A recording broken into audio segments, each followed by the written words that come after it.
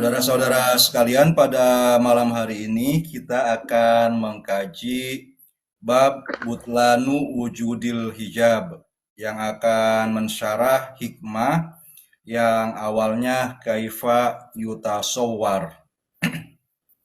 Di sebelum hikmah tersebut, Ibnu Ajibah mengatakan summastadalla, kemudian Ibnu Athaillah As-Sakandari memberikan dalil ala butlani wujudil hijab, tentang tidak mungkinnya ada penghijab fi haqqihi ta'ala, terhadap Allah Subhanahu wa taala, bi asyrati umurin, dengan 10 hal, muta'ajiban min kulli wahidin, dengan gaya merasa heran atas masing-masing sesuatu yang dianggap sebagai penghijab itu. Lizuhurihi, karena Allah Subhanahu wa taala itu sangat zohir, sangat terlihat, sangat jelas, ma'a khofaihi, meskipun Allah Subhanahu wa taala juga sangat samar, sangat tersembunyi. Lisyiddati zuhurihi indal arifin, karena Allah Subhanahu wa taala sangat jelas bagi orang-orang arif. Wasyiddati khafaihi, dan Allah Subhanahu wa taala pada waktu yang sama sangat tidak jelas, sangat tidak masuk akal. Indal ghafilin al jahilin, di diri orang-orang yang lalai dan bodoh. Pada malam hari ini mungkin kita akan baca 5 dari 10 hal yang mengherankan tersebut. Fa asyara ilal awwali biqaulihi, Ibnu Athaillah As-Sakandari mengisyaratkan kepada hal yang pertama dengan mengatakan kaifa yutasawwar, bagaimana bisa Waalaikumsalam. Maaf ya Dek, Hani.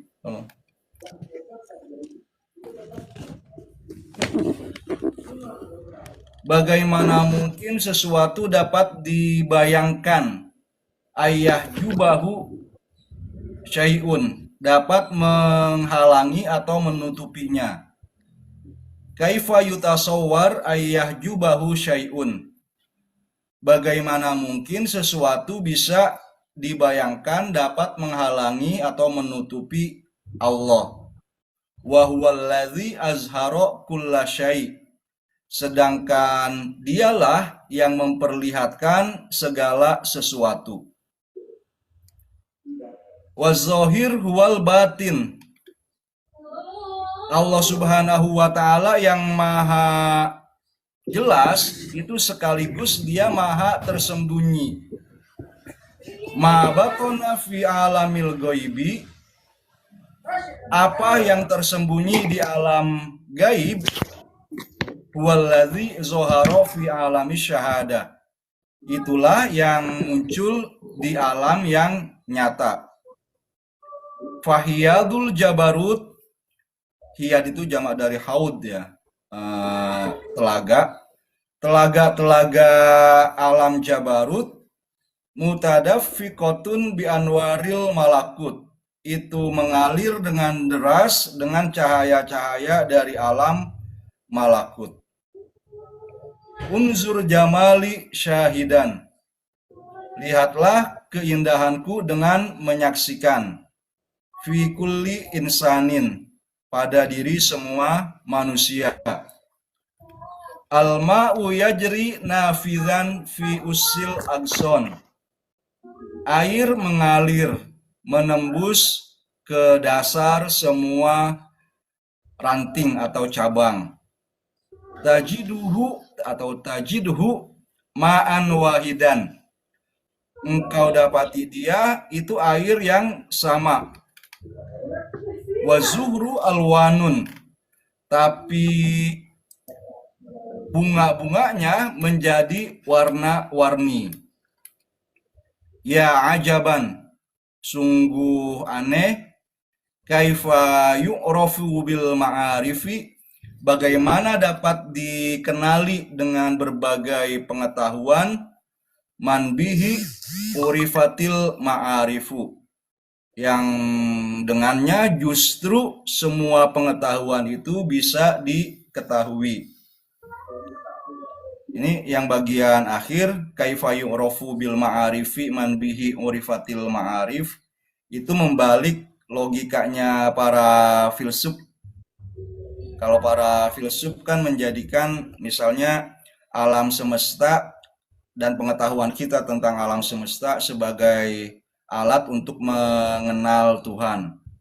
Tapi bagi para sufi itu dianggap sebagai sesuatu yang aneh, ya ajaban, aneh sekali. Bagaimana alam semesta itu yang bisa dikenali dengan adanya Tuhan dijadikan sebagai dalil bagi kita untuk mengetahui Tuhan. Tumma zakarosani. Kemudian Ibnu Athaillah menyebutkan keheranannya yang kedua. Faqala, beliau berkata, kaifa yutasawwar, bagaimana dapat dibayangkan ayah yubahu syai'un, ada sesuatu yang bisa menghalangi atau menutupinya, menutupi Allah. Wa huwallazi zahara bikulli syai', padahal Allah Subhanahu wa taala adalah zat yang muncul dengan segala sesuatu. Bibail jarri, di sini menggunakan ba huruf jar.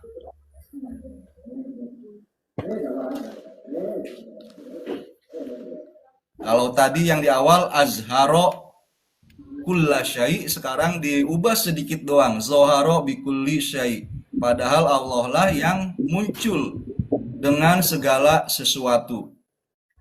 Ai tajalla, maksudnya Allah bertajalli, memanifestasikan diri, bikulli syai'in, dengan segala sesuatu. Fala wujuda li syai'in, sehingga tidak ada sesuatu, ma'a wujudihi, di samping wujudnya Allah. Fa kaifa yahjubuhu syai', sehingga bagaimana mungkin ada sesuatu yang bisa menutupi atau menghalanginya. Allah bertajalli dengan segala sesuatu sehingga tidak ada wujud bagi apapun bersama wujudnya Allah. Yang ada adalah wujud Allah. Kalau yang ada hanya wujud Allah dengan segala sesuatu yang menjadi manifestasinya itu, maka bagaimana mungkin Allah bisa dihalangi oleh sesuatu. Wal gordu alla syai', tujuannya adalah tidak ada sesuatu. Qala sahibul ainiyah, penulis kitab Al-Ainiyah berkata, saya sudah searching, ternyata pemilik pengarang kitab Al-Ainiyah ini adalah Al-Hallaj, Pak Ubed. Al-Hallaj. Iya. Jadi ternyata ya Ibnu Athaillah atau ya para sufi itu tidak anti ya dengan pandangan-pandangan Al-Hallaj, meskipun ya tidak menerima keseluruhan pandangannya juga. Di sini yang diambil adalah puisi atau bait beliau. Kalau yang di sini dikasih baris itu tajallaita ya, tapi di dalam teks yang hasilnya saya searching itu dibacanya tu. Tajallaitu fil asya'i hina khalaqtuha. Aku muncul di dalam segala sesuatu ketika aku menciptakannya. Ku tampakkan diriku, tajallaitu fil asya', dalam segala sesuatu. Hina khalaqtuha, saat kuciptakan mereka. Terus kelanjutannya kalau di PDF yang saya pegang ini fahahia mitot. Tapi dalam yang hasil searchingan saya itu mubtot, bukannya mitot. Fahahia mubtotun anka fihal barokium.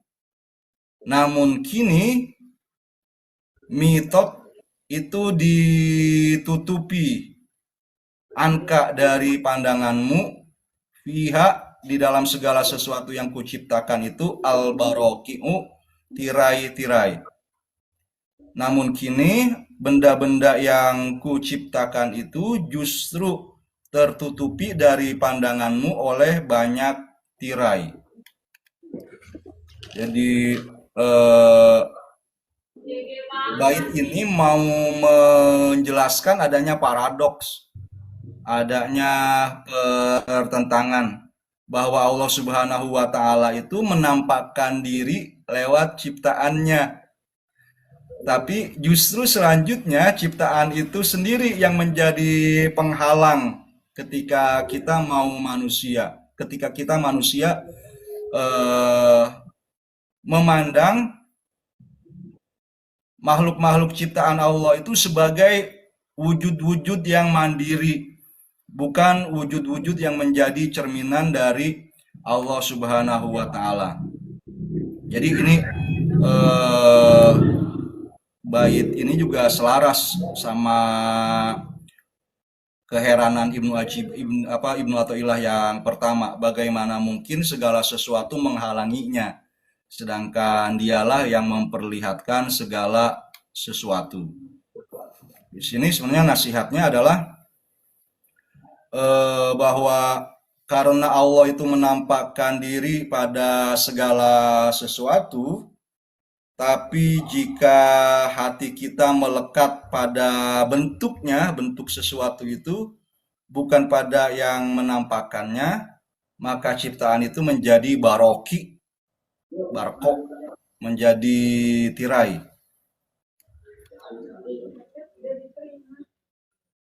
Summa zakaros salis. Kemudian Ibnu Athaillah As-Sakandari menyebutkan keheranannya yang ketiga.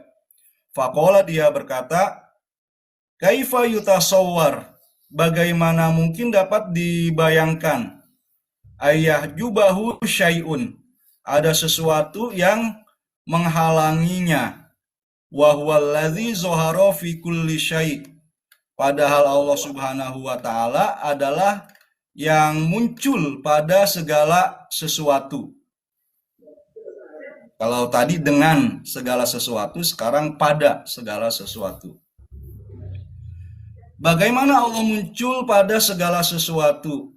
Ibnu Ajibah menerangkan bi kudratihi wa hikmatihi. Allah itu muncul bukan zatnya, tapi kudrohnya dan hikmahnya. Al-kudratu batinatun. Kudroh itu sebenarnya sangat terlihat, sangat zohir ya, tapi ya dia masih batin juga. Wal hikmatu zohirotun, sedangkan hikmah itu jelas, bisa dipahami dengan cepat oleh manusia. Sehingga misalnya kalau ada musibah itu yang pertama-tama dicari adalah hikmahnya. Itu memang bisa ditangkap lebih mudah daripada misalnya memahami bagaimana takdir, bagaimana kudroh Allah Subhanahu wa taala mengalir atau nampak jelas di dalam segala peristiwa. Fal wujudu kulluhu baina kudrotin wa hikmatin. Wujud di sini bukan sekedar benda konkret ya, yang punya jasad, yang punya tubuh, tapi bisa juga yang abstrak kayak perasaan atau pikiran kita. Itu semuanya ada di antara kudroh Allah dan hikmah Allah. Yang misalnya yang sulit dipahami Mengapa ada sebagian orang kaya, sebagian miskin, sebagian pintar, sebagian bodoh, sebagian sehat, sebagian sakit, sebagian kafir, bahkan sebagian mukmin. Itu semuanya tidak ada yang berada di luar kudroh Allah. Hikmahnya mudah kita pahami. Hikmahnya mudah kita pahami. Karena kalau semuanya eh, ya miskin, bodoh, sakit, ya tidak ada yang kaya, tidak ada yang pintar dan yang kuat, maka dunia tidak bisa berjalan. Kemudian dalam perbedaan itu juga ada ujian bagaimana bisa berempati, kemudian bisa bersolidaritas. Seperti sekarang saat terjadi bencana di Sumatera, sebenarnya ya semuanya harus menunjukkan empatinya dan solidaritasnya. Kemudian di dalam kudrohnya juga itu semuanya berada dalam takdir Allah supaya kita bisa mengerti ada kebebasan dalam beriman. Kalau misalnya iman itu jadi sesuatu yang paksaan, misalnya kita kalau nggak beriman gulanya jadi nggak manis, pahit. Padahal pengen ngopinya manis. Ya, sudahlah supaya kopinya ini bisa dimaniskan oleh gula, saya beriman. Tapi kan enggak gitu. Mau yang iman, mau yang korup, semuanya kalau beli gula, gulanya akan manis. Wa baina jam'in wa farkin. Wujud itu antara jamak dan fark. Nah, ini pernah kita bahas dulu waktu ada Pak Agus Ali Zawafi. Jam'in itu artinya penyatuan. Farkin itu artinya pemisahan. Penyatuan itu artinya kita paham bahwa segala sesuatu ada hanya karena Allah. Tapi farkin artinya kita juga paham bahwa semua makhluk itu berbeda dengan Allah. Jadi kita nggak boleh terlalu fokus pada jamun saja. Kalau segala sesuatunya itu berasal dari Allah, itu kita fokus gitu doang, maka kita bakal tergelincir pada yang namanya, kalau bahasa tasawufnya itu kayak itihad gitu ya. Manunggaling kawula Gusti dalam pengertian Iya. yang salah gitu. Jadi kita punya apa istilahnya toxic, spiritual toxic itu Pak kalau anak-anak zaman sekarang bilangnya. eh Mm-mm. Dia kayak orang yang ahli agama, taat beragama, tapi jadi nyusahin orang lain. Dia nggak mau kerja, bilang pasrah aja, karena merasa sudah dekat, sudah bersatu dengan Tuhan, jadi boleh apa Mm-mm. saja, sekarpe, dewe. Itu dia terpenjara oleh kondisi jamun. Dia harus merasa fark juga, menyadari bahwa dirinya bukan Tuhan, jadi ya dia nggak harus sempurna, bahwa dia harus sadar bahwa dunia ini bukan miliknya, orang-orang lain itu nggak bisa dikendalikan oleh dirinya, bahwa di dunia ini kita hanya numpang lewat, orang lain ya punya pikiran, punya masalahnya sendiri-sendiri. Harus sadar bahwa dia juga punya tanggung jawab, harus jujur, nggak nyakitin orang. Artinya harus kondisinya itu harus yang ideal tuh menyatukan antara al-jam'u wal farku, bukan fokus pada salah satunya saja.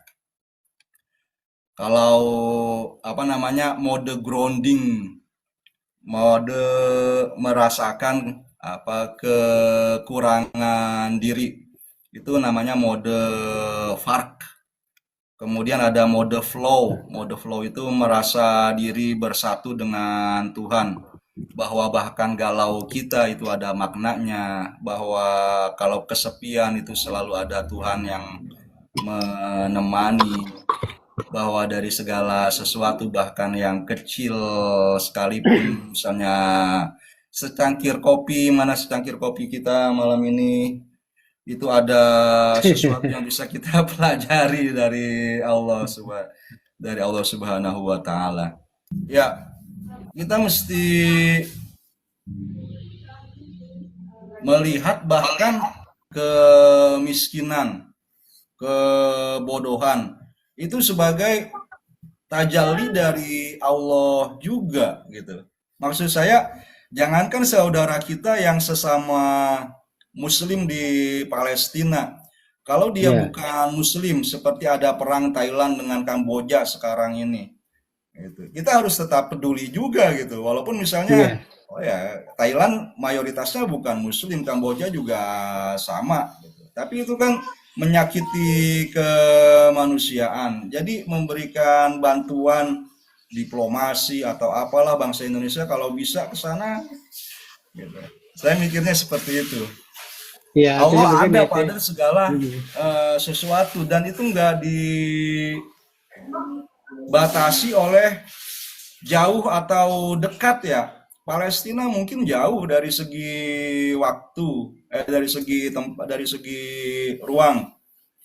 Tapi dengan kesadaran kita Allah Zoharo fi kulli syai bi kulli syai itu ya nggak lagi menjadi jauh. Nah, di sini nih di bagian berikutnya Pak Ubed, pas nih. Waqad taqaddama qauluhu ba'duhum. Sudah kita baca pada bagian yang terdahulu perkataan seorang sufi, ma ra'aitu syai'an illa ra'aitullah. Tidaklah kulihat segala sesuatu kecuali aku lihat Allah fihi padanya. Ai bi kudratihi wa hikmatihi atau aku lihat itu ada dengan kudroh dan hikmah Allah. Iya, eh ya tasawuf ini kan punya citra negatif juga ya di sejumlah Iya, kalangan. Misalnya buat generasi muda atau Gen Z itu, bagaimana kita bisa membahasakan tasawuf ini masuk ke alam pikiran mereka gitu. Kalau di hikmah yang kita baca ini kan seharusnya kita bisa bilang bahwa Allah Subhanahu wa Ta'ala itu nggak pernah menghilang dari diri kita, nggak pernah ngeghosting misalnya bahasa mereka. iya, Justru diri kita yang lupa mengingat atau nggak nggak apa mentuning jiwa pikiran kita sehingga kita nggak melihatnya. Kita bisa bikin ilustrasi kayak misalnya ya kita sendiri bersama anak-anak kita, anak-anak yang masih kecil sekarang itu kan scroll medsos gitu bakal muncul ratusan konten itu. Ya, kita bisa iri, bisa bikin cemas gitu. Ada hal-hal yang selalu kurang, nggak cukup pada diri kita gara-gara kita lihat medsos itu.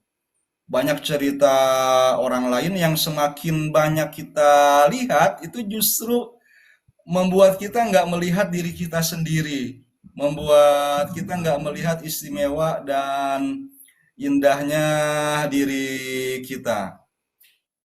Jadi yang lebih parah itu mm, kita semakin apa jauh dari Tuhan. Nah, hikmah yang sedang kita baca ini kaifa yutasawwar ayah jubahu syai'un wa huwa alladzi azhara kulla syai' itu bisa membuat kita sadar bahwa Allah Subhanahu wa taala yang membuat segala sesuatu menjadi terlihat. Kalau kita melihat ada Allah pada fenomena alam, pada kerbau, pada cahaya matahari itu mm. mudah. Selanjutnya ini kita harus sadar juga itu ada pada senyum sahabat, ada pada misalnya ayo siap kita ngaji malam ini, respon Pak Ubed gitu ke saya. Coba kalau nggak direspon seperti itu, saya kan bisa males juga gitu. Ya hikmah ini sebenarnya makna praktisnya juga penting diperhatikan ya. Misalnya kalau di Iya. sini itu bisa kita bawa ke makna praktisnya bahwa kita nggak menyaksikan Tuhan, nggak melihat Tuhan. Itu Mm-mm. eh, boleh jadi karena kita memang menganggap benar ada hijab antara diri kita dengan Tuhan. Misalnya gara-gara dosa, gara-gara kesibukan. Lantas dari situ kita menjadi menormalkan gitu. Padahal kita nggak pernah terlalu rusak. Nggak ada manusia yang terlalu rusak untuk bertobat. Maksudnya terlalu rusak itu eh, oleh dosa gitu ya. Kapan saja manusia itu mau bertobat, maka dia bisa kembali kepada Allah. Jadi hijab batin itulah yang ada. Kalaupun ada hijab, bukan benar-benar ada hijab antara manusia dengan Allah, tapi eh, batin kita sendiri berupa pola pikir gitu. Tadi menormalkan rasa jauh dari Allah, lantas menormalkan nggak mau doa dan sebagainya, nggak mau ibadah, itu yang harus ditepis. Nggak Mm-mm. boleh kita berpikir bahwa, oh, aku dosa terus, jadi Allah pasti nggak suka. Para penceramah misalnya bikin Gen Z jauh dari Tuhan gara-gara memberikan pemahaman bahwa neraka itu tempat penghukuman yang sadis gitu. Padahal kan realitas dari Al-Quran itu Allah menyeru kepada orang-orang yang sudah banyak dosanya, lataknatu, jangan Min kalian rahmatillah. berputus asa, atau latai asu, jangan berputus asa dari rahmatku gitu. Misalnya kayak zikir ya muhawilal ahwal, hawil Hawil. ahwalana ila ahsanil hal, itu bisa membuat diri kita berhenti menyalahkan diri sendiri. Kita bisa di situ pasrah kepada Allah. Atau juga bisa mengobati namanya trauma spiritual. Saya sudah rajin doa, sudah rajin ibadah gitu. Tapi begini-begini aja. Tapi begini-begini aja. Nah, hijab itu adanya di pikiran kita sendiri gitu. Nah, hikmah ini kaifa yutasawwar ayah jubahu syai itu bisa jadi obatnya. Sedikit lagi ya Pak, ini ada Ya, 5 baris lagi. siap. Falaula zuhuru anwaris sifat ma'araftu zat. Kalau bukan karena cahaya sifat-sifat Allah, maka aku tidak bisa mengenal zat Allah. Ya pada akhirnya kita ingin mengenal Allah yang tidak pernah bersembunyi, bahwa Allah dalam kegaibannya itu adalah sesuatu yang sangat zohir. Nah, sebenarnya kita bisa secara epistemologis gitu ya, secara ilmu pengetahuan, sumber pengetahuan kita, akal, wahyu dan intuisi dari hati itu kita bisa melihat cahaya wujud Allah yang dengan cahayanya itu cahaya-cahaya dari sifat Allah Ar-Rahman, Ar-Rahim dan sebagainya yang bisa mengantarkan kita untuk bisa melihat Allah. Walau lalhis maqobatul makna. Kalau bukan karena ada indra alhis, maka aku tidak bisa menggenggam makna. Ya, jadi kita tetap harus baca Allahu Akbar, takbiratul ihram, baca Al-Fatihah, surah, kemudian ruku, sujud, gitu. Ibadahnya dengan cara seperti itu yang pakai his kita. Bisa dilihat, bisa didengar bacaannya, bisa dirasa, supaya di situ kita bisa menggenggam makna. Allahu Akbar maknanya apa, ruku sujud maknanya apa. Walaulal kasib ma'araftul latif. Kalau bukan karena yang tebal, maka aku tidak bisa mengenal yang halus, yang lembut. Indra kita, pengetahuan rasional kita awalnya hanya bisa menangkap yang kasif, yang tebal-tebal, yang ada volumenya, yang ada ukurannya, gitu dan sebagainya, yang ada isinya, muatannya gitu ya. Tapi dari situ lantas kita harus mengarah supaya bisa mengenal maknanya. Tadi kemanusiaan itu bukan sekedar terkait dengan manusia yang zohir si Asep, si Ujang, dan si Ucok dan sebagainya gitu. Tapi kemanusiaan itu ya adalah manusia kapan dan dimanapun berada. Satu paragraf lagi, Wali Syusturi rohimahullah, Asyusturi mengatakan mahbubi kod amal wujud. Kekasihku sudah meliputi, sudah umum pada semua wujud. Wa qad zahara fi biyudin wasudin. Dia muncul pada yang berwarna putih atau yang berwarna hitam. Wa fin nasara ma'al yahud. Muncul juga pada orang-orang yang menganut agama Nasrani dan Yahudi. Wa fil khonaziri ma'al kurud. Allah juga bisa meliputi bermanifestasi pada khinzir, babi, dan kurud, kera. Wafil hurufi ma'an nukot atau nakti, dalam huruf-huruf bersama titik-titiknya. Afhimni, afhamani, apa ini? Bagaimana bacanya? Kot, afhamani kot. Pahamilah diriku, pahamilah diriku.